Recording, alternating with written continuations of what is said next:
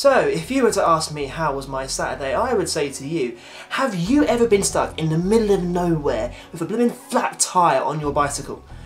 Believe me, it's the most horrific thing you can imagine. On Saturday, I was cycling one of my favourite routes in the local area. So you start in East Grinstead, then you go west out of the town along the Worth Way, get to Crawley, then you go north towards, Gatwick, Red Hill, and eventually you cross the motorways, well, obviously go under them, not across them, that would be the most hilarious and painful thing probably. And then you go across the North Downs, and eventually you find yourself in Waldingham. It's a gruelling 30-mile bike ride, quite gruelling because it's flat most of the way, but then you get to like the final 25 miles and you go up over North Downs and it goes from being slightly steep to whoosh, straight up. It probably sounds like a cyclist's wet dream and horrible to everyone else. Anyway, I was halfway along this horrible bit of track, just a really bumpy lane, and as you're going over a hump and down to a dip, I suddenly see a huge pile of broken glass, every cyclist's nightmare. I swerved to avoid it and I watched it go past and I thought, yeah, I've just about missed it. Everything's going to be okay. Honestly, I'm too optimistic for my own good sometimes. I kept going for about another mile and I was in the middle of blooming nowhere between two towns where I suddenly felt the front tyre lagging and I knew it there and then, it's deflating.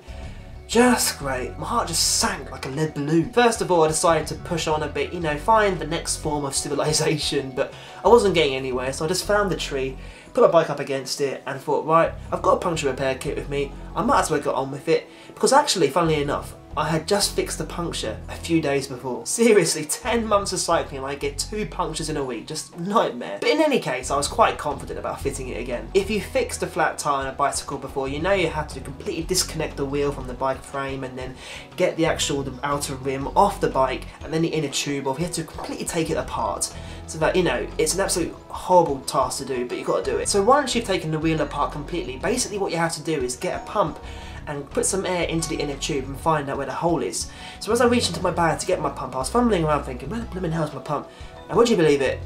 It wasn't there. Oh my god! Seriously, I'd gone through all of that and I didn't have a blooming pump. What had happened was, I had got my pump out a bit earlier at home just to give my wheels a bit more air.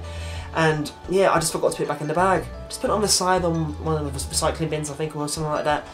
Yeah, really simple thing. Honestly, at that point, I felt like crying. I mean, I tried to be resourceful and then Lady Luck just comes along and slaps me in the face, says, no, your afternoon will not go well. So I'm out in the middle of nowhere, the sun's going down now by this point, and I'm really just sort of starting to lose the will to live. Eventually I get everything back on the bike, and then when you put the bike wheel back on, you have to sort of jam the outer rim into place to get it to all fit in nicely.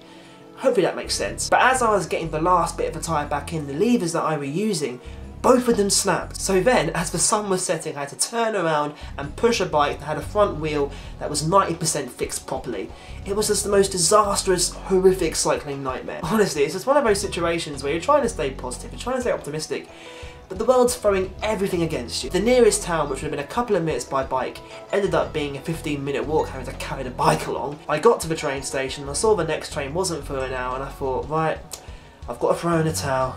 I've got to ask for someone's help. And my dad, God bless his soul, even though it was a Saturday night and the rugby was on, he drove half an hour out to come and get me and then half an hour back to take me home.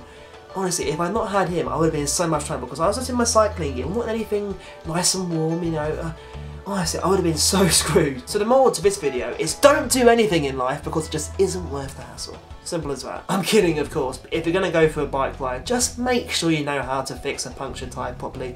Don't be like me and just fail completely. I did have quite a few nice adventures this weekend. I went to Tunbridge Wells and I was helping out at an event with Meridian on Sunday, but it's just that memory of trying to fix the bike that sort of, sticks out in my mind. The worst thing of all is my bike's still down in the garage and I still got to sort it. I still got to fix the tyre on properly and pump it up.